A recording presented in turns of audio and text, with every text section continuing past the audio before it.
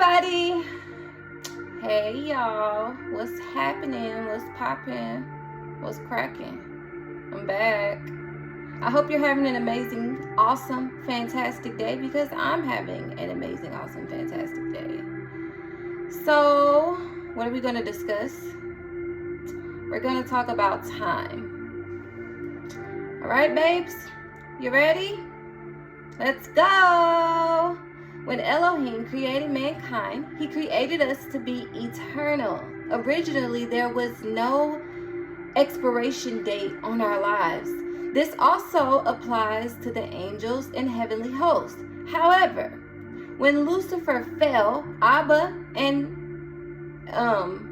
when he fell, Abba created time. And time began for him and all his homies who fell with him. Same happened when Adam fell, right? So when Adam fell, his clock started ticking, right? Because originally he was immortal. There's a difference between eternal and immortal. So eternal is like Abba is eternal. There's no beginning or end to him. There is a beginning to us. So when Adam was in the garden, the only way that he could live, right, was if he ate from the tree of life, which made him immortal.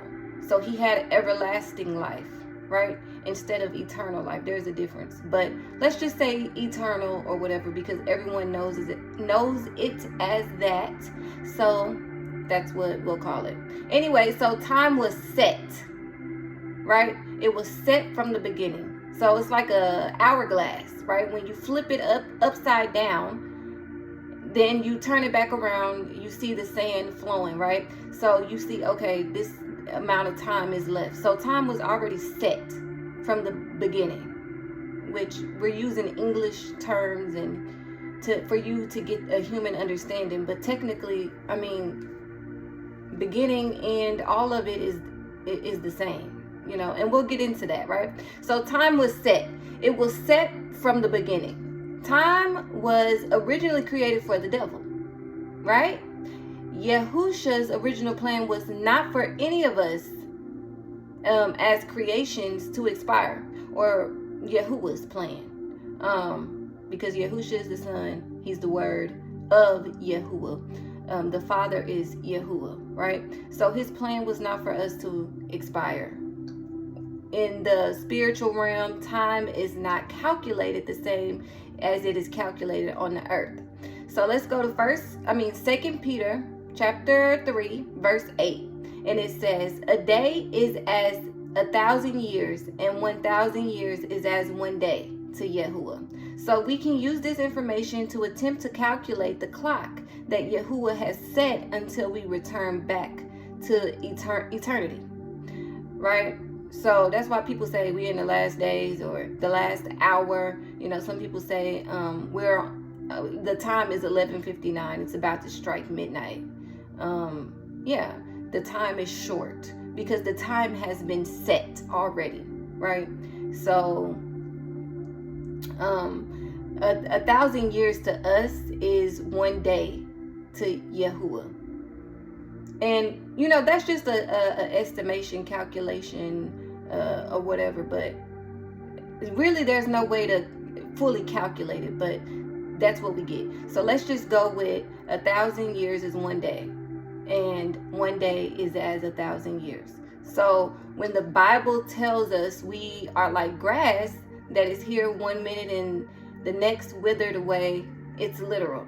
We are only on the earth for a matter of minutes, although to us it seems like years. So let's go to Psalms 90, verses 3 through 6. You turn people back to dust, saying, return to dust, you mortals. Dang, that sound mean. I'm sorry. Return to dust, you mortals. Okay, let's continue. For 1,000 years in your sight is like a day that he has just gone by, or like a watch in the night. Yet you sweep people away in their sleep of death. They are like the new grass in the morning. In the morning it springs up new, but by evening it is dry and withered. So technically, time doesn't exist. So it seems like we've been here roaming around this earth for a long time. Like, oh, Father, how long? How long must I suffer? I want to go home. Well, you just left home like 5 minutes ago. So that's why he just be like, chill out. Like, you tripping, you know? Time is an illusion, right? It's complicated to explain, but everything that will happen has already happened, okay? The physical world is just catching up. There is no such thing as the past or the future. There is only the moment. This is why Revelation 13:8 says, all the inhabitants of the earth will fall down and worship him. Everyone whose name has not been written since the foundations of the world in the book of life of the Lamb, who has been slain as a willing sacrifice. This verse tells us that the Lamb was slain, and whoever belongs to him, names have already been written before this world was even established. So when Yahushua walked the earth, he knew he would die and be raised from the dead because it already happened. The timeline was just catching up to the spiritual realm. This also relates to our dreams. Our dreams show us things that have yet to manifest physically, because things first happen in the spirit before they happen in the physical, which is why we should take our dreams seriously. So Abba is basically showing us what is happening in the spiritual realm that we can not perceive in our waking life, because we don't have the eyes to see. That's why we need the eyes to see, so we can see what's going on around us. So when we go to sleep, right, you are in the fourth dimension. Your spirit goes and you are able to see everything that's happening around you. And so you can stop the manifestations of whatever it is. If you see someone attacking you or stealing money from you or whatever, it has not manifested yet. So you can see those dreams as a warning. Even bad dreams, really, there's no such thing as a bad dream, because every dream is showing us what's happening to us in the spiritual realm. And you know, we have too much stuff going on to even be able to realize it in our waking life. So if we learn to take control of our dreams, we have control over our physical lives. So technically, if your name is written in the Lamb's book of life, you are already on the new earth in your eternal body right now. We don't know this because we are still catching up, but everything happens all at once.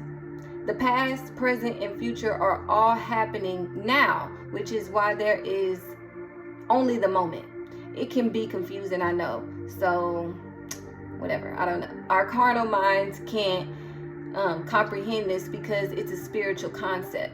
Abba chooses those who chooses him, and we did our choosing before this world was created. So not only can Abba see your heart, but he already knows who chooses him, so he won't waste his time with the traitors, right?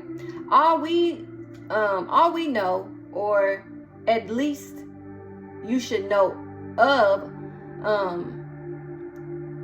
well, let's just not say all of us know. Let me think of everyone. We all know, and then I want to say at least you should know of, right? Because I want to include everybody. So everybody should at least know of the story of Moses and Pharaoh. Abba continued to harden Pharaoh's heart. Romans 1:24 says, and Yahuwah gave them over to the desires of their heart, which simply means he hardened their heart, just as he did with Pharaoh. But why would Abba harden someone's heart? Isn't that mean? No, y'all too sensitive. Y'all gotta toughen up a little bit. It's not mean. It's because everything was already done and physical reality is catching up. Plus, He can see directly into your heart. So Abba knew Pharaoh's desires, and he knows your true desires as well. And because he is such a loving God who takes giving us free will seriously, he will allow you to do and have whatever you truly want. So if, deep down in your heart, you don't want Abba, and you want to do your own thing or follow your own gods, then he will give it to you. He will give it to you. I said that hard. He will give it to you. But he will. He will give it to you. Yet some of you, call him evil, or say, oh, that's mean, or oh, that's evil. No, it's not. But if he forced you to serve and obey him, you would say he was evil for that. So lose, right? Doesn't matter. Whatever, if he does, if he doesn't, he'll never please you, unfortunately. It's sad. So y'all just confused. It's okay.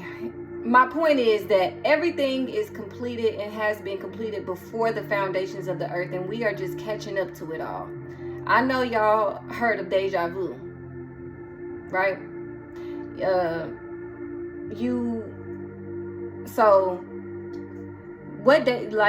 Okay, let me try to explain this.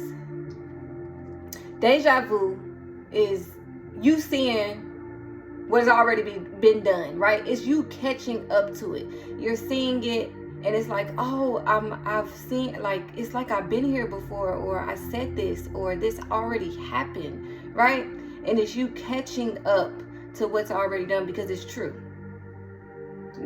The reason why you're experiencing that is because you have seen it. You have done it. Your soul is just remembering. Everything is downloaded inside of us. So that's a whole nother story, and we're not going to get into that in this video. So Abba is just showing us our physical reality is simply catching up once again to what has already been done. Amazing, right? Anyway, I think y'all get the point. My job here is done. It's finished. I gotta go ask the moon what time it is. Because did you know that the sun, moon, and stars are the clock that Abba has given us to tell time?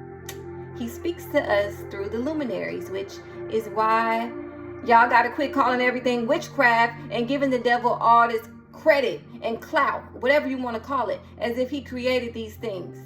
You abandon Abba's creation and his instruction. Then you go and beg him for answers, and he doesn't answer because everything we need he has already given to us. He has freely handed us everything. And then what do? You take it and you hand it over to the witches, the astrologers, and the devils. So no, I'm not saying go do astrology, but just know that they got it from somewhere, right? Abba originated it. The devil just took it and perverted it.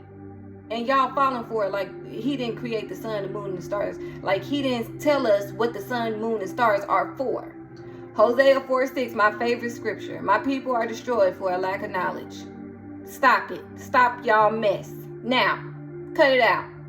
Cut it out. Quit calling everything witchcraft.